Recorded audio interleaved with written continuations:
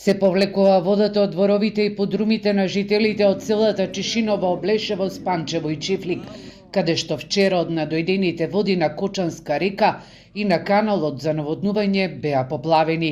Голем дел од мештаните имаат свој бунари за вода за пиење, но поради мешање на атмосферската вода и канализацијата не можат да ја користат и затоа во овој момент на населението му е потребна питка вода за пиење.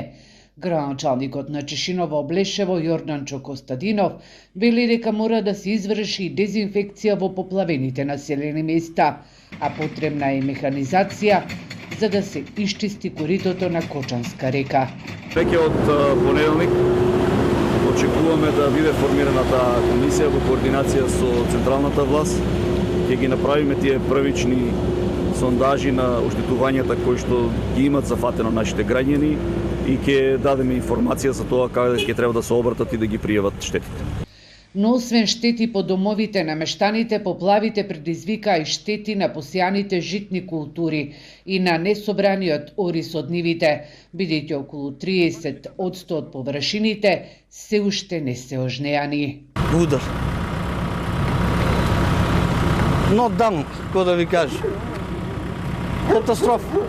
Катастрофа не е голем. Друго, 50% останува у нивите од родо, 50% ќе се трудиме да го извадиме со комбајните. И тоа.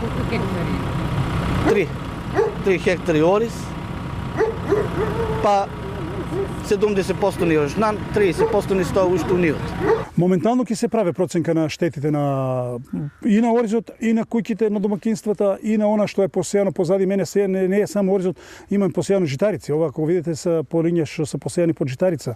Јачмен, пшеница и тие веќе не можат да се користат.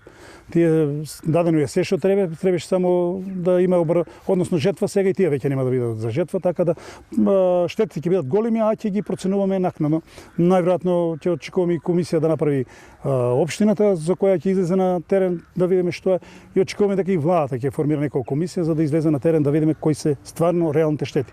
Не е прв пат да се поплавуваат населените места во општина Чешиново, Облешево.